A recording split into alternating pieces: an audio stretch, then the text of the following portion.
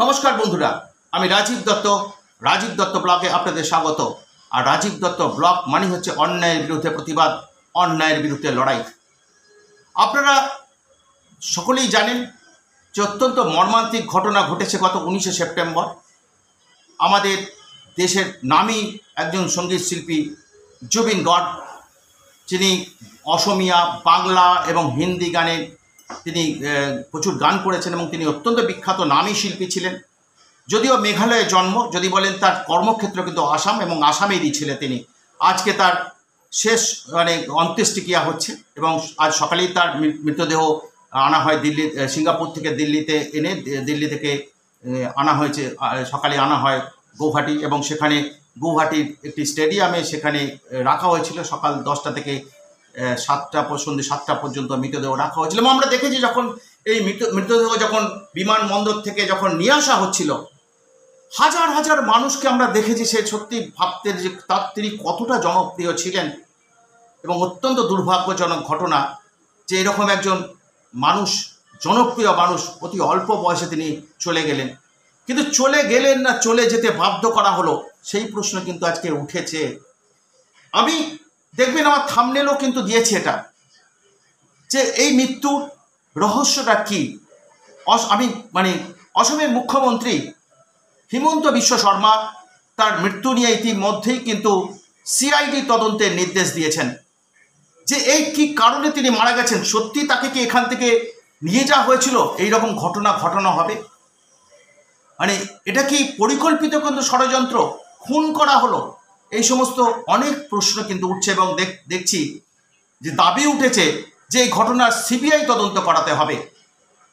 এবং সেই সঙ্গে অসমের মুখ্যমন্ত্রী হিমন্ত বিশ্ব শর্মা তিনি ঘটনার পরই কিন্তু তিনি শকড হয়েছিলেন।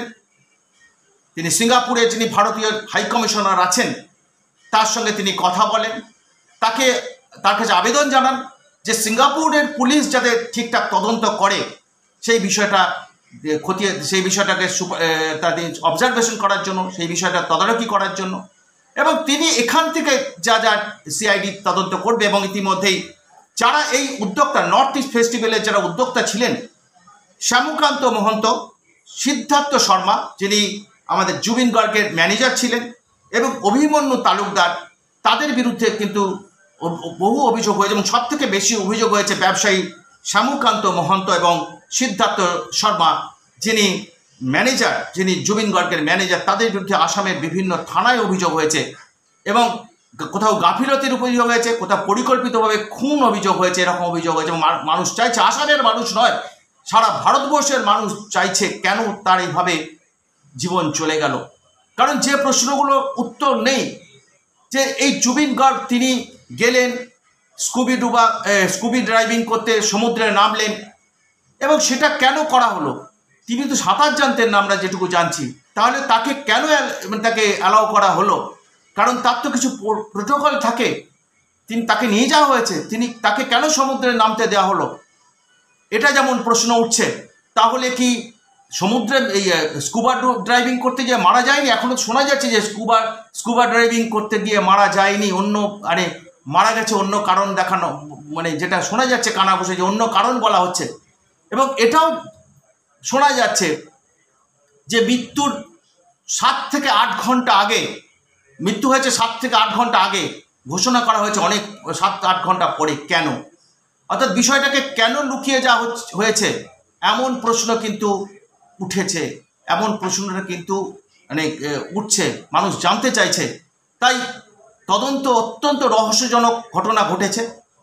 এবং অসমের মুখ্যমন্ত্রী হিমন্ত বিশ্ব শর্মা তিনি কিন্তু কতগুলো অভিযোগও করেছেন যে তাকে যখন জলে নামতে দেওয়া হলো তখন কেন লাইফ জ্যাকেট ছিল না। প্রথমবার তিনি লাইফ জ্যাকেট, যদি জলেই মৃত্যু হয়, সমুদ্রেই মৃত্যু হয়, তার লাইফ জ্যাকেট কেন ছিল? এরকম অজস্র প্রশ্ন।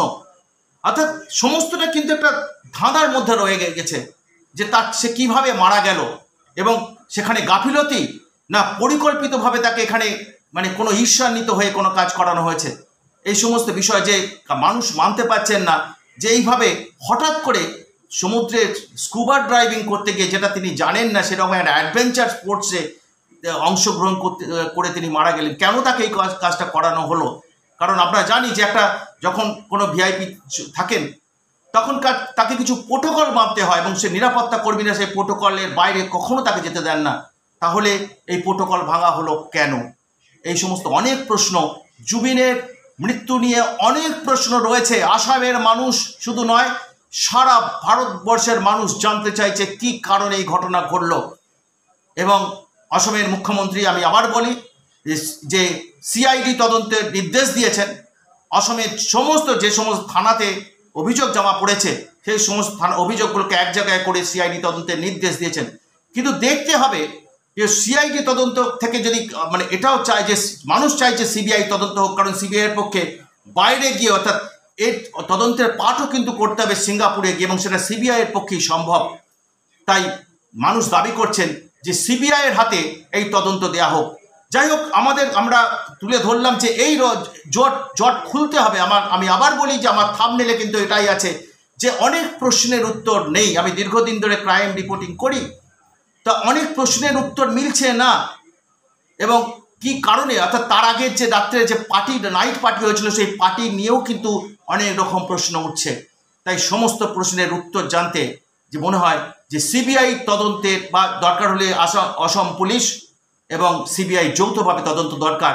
এবং অত্যন্ত জানা জরুরি যে কিভাবে মারা গেলেন এই অন্যতম জনপ্রিয় শিল্পী, যার সারা ভারত, যিনি ইয়াং জেনারেশনের কাছে হার্ট থ্রব ছিলেন। অত্যন্ত মর্মান্তিক ঘটনা। মানে তার আগের দিন গেলেন, তারপরের দিন তার ডেড বডি ফিরে এলো, অর্থাৎ তিনি মারা গেলেন এবং আজকে তার অন্ত্যেষ্টি হচ্ছে। এটা মানা যায় না। যারা এই কাজ করলেন গাফিলতি না পরিকল্পিত কোনো ষড়যন্ত্র ছিল, সেটা খতিয়ে দেখা দরকার।